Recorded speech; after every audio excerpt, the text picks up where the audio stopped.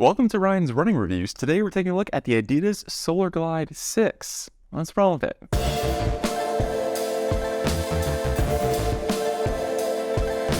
Now before we get started, I do want to say these shoes were provided to me by Roadrunner Sports. However, no one had a chance to preview this video, and the file synopsis is my own. I'd also like to say please leave a like on the video and consider subscribing. Here we go. The Adidas SOLARGLIDE 6 is a workhorse neutral daily trainer designed to handle a ton of miles and last quite a while. In my opinion, this shoe works better for those slower to medium paced efforts. It's not the fastest shoe out there, mainly because it does weigh quite a bit. It's a little bit bulky and does have a ton of ground contact. This shoe comes in at $130, which is quite nice, mainly because that is the same price as last year. A lot of other companies are starting to bump up their shoe prices, and that is not the case here. Now, this shoe is on the heavier end of things. It comes in at 11.4 ounces, which is about a 0.4 of an ounce decrease compared to last year. So we do lose a little bit of weight, but 11.4 ounces definitely puts this shoe on the heavier side of things. As far as stack height and drop goes, same exact thing as last year. We have 36 millimeters in the heel, 26 in the forefoot for that same 10 millimeter drop. The SOLARGLIDE 6 is basically just an upper update. The midsole appears to be exactly the same. So we'll bring in the SOLARGLIDE 5 and compare it to the 6 to see what changed on the upper. A big part of Adidas running shoes is the recycled content in the upper. They have this program where they pull ocean plastic out, they transform it into materials that can be used in the upper. And 50% of the upper is used from recycled content. So I believe that was the same previously, and that continues to be the same here in the SOLARGLIDE 6. So what changed on the uppers? Well, the material appears to be the same. It's still that circular knit kind of like fabric. Breathability is pretty comparable, has the same kind of texture to it. It looks like they just kind of changed the design. However, at the top of the shoe, they did change the toe guard, or the toe bumper, if you will. It's a little bit more substantial in the 5, giving you a little bit more volume there because the upper has a bit more support towards the top of the shoe, while the 6 has a slightly more flimsy toe guard, giving you a slightly more closed-off experience. It's nothing major, it's just one of those small tweaks between the two options. However, something that was a big change was the tongue. So if we take a look at the 5, it was this really thin piece of material through the midfoot, and it just did not perform well. It would fold in on itself. You could basically see your sock right through the shoe. And to make matters worse, they had these pieces of the lacing system with a small piece of fabric that will loop around on the inside of the upper, and that's what connected the lacing system to the upper itself. And you kind of feel that at least interaction point, and just felt very strange. The top of the tongue was also super bulky and plush, providing a very disjointed experience.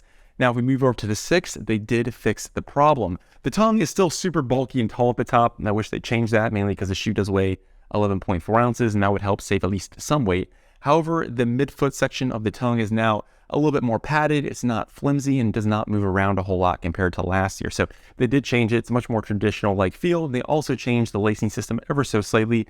It's a more traditional setup where basically it interacts directly with the upper instead of having these tiny little ribbon cables on the inside of the upper that would rub your foot occasionally. So much more seamless, consistent feel. The tongue is still non-gusseted. It does have, again, that very tall, bulky piece at the top, but it does provide a much better experience over last year. And in my mind, is just 100% needed. I wish they did it last year, and it's good to see them implementing that fix this year on the SOLARGLIDE 6. And the last change between the two models is the heel counter. Now on the SOLARGLIDE 6, they added some foam kind of design elements along the ankle and Achilles section. And I think this is more aesthetic. It doesn't really do too much, mainly because the padding feels the same on the inside. However, the heel counter is updated, and it's kind of in a subtle way.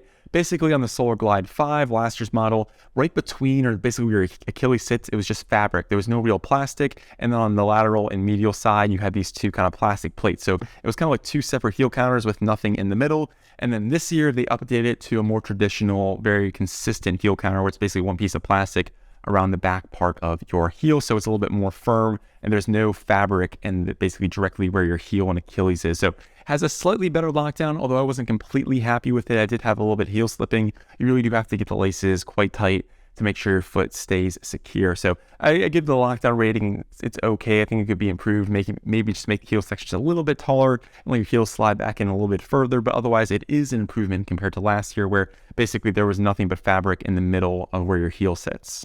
And because the midsole is the same thing as last year, we can remove the SOLARGLIDE 5 and just focus on the SOLARGLIDE 6 here. Still that dual density setup with the EVA foam on the top and the very recognizable boost foam on the bottom with its double bubble boost implementation, with the first bubble being in the heel and that second bubble being under the forefoot. And the other interesting thing about this shoe is its L.E.P system, which stands for linear energy push. It's basically a torsion bar. You can actually see it throughout the shoe. If you see these little blue pieces in the forefoot and heel, you can see them on the medial side too. And on the bottom of the shoe, you can see it says Adidas L.E.P. It's basically this piece of plastic that runs through the middle of the shoe to keep the shoe from twisting. It acts as a torsion system, and according to Adidas, it kind of stores energy as well. It almost acts as a plate to help you with energy storage and energy release. So acts as a stabilizing force and as an energy storage force. Now, in my opinion, I think this works better as a more stabilizing force. It's not the springiest plastic plate I've ever felt, but it does provide a very stable experience, and I would definitely classify this as a very stable neutral shoe. It's not a stability shoe, it's a very stable neutral shoe. For a couple reasons. First, like that L.E.P. plastic plate system, I'll put a picture on the screen so you can see exactly what I'm talking about.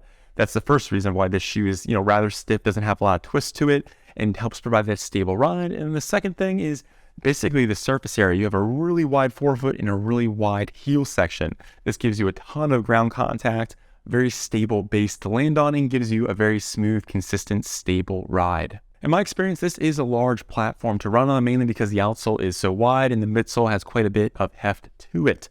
It is a bulkier option, and I will say I think the midsole is more focused on a shock absorption and cushioning rather than energy return. This isn't the most lively shoe out there for a couple reasons. First, I think that top layer of EVA foam kind of dampens the boost experience. So it's not the most pure boost feeling if you're used to that. And I think the EVA kind of brings that energy return down just a bit. Now, I think this does take a lot of that shock away when you're running. If you're heavy on your feet, I think this will work quite well for you, mainly because it's quite stable and you have quite a bit of foam to absorb all of that impact. It's just not the fastest or liveliest midsole I've ever used.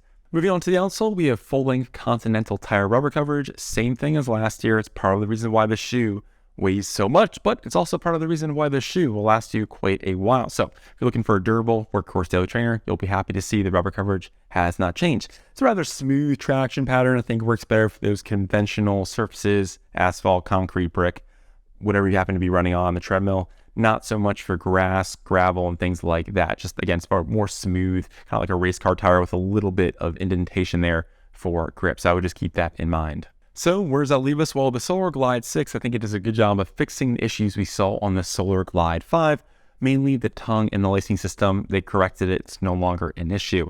I think this shoe works best for those that want a solid workhorse neutral daily trainer that's also rather stable with its torsion system and wide base.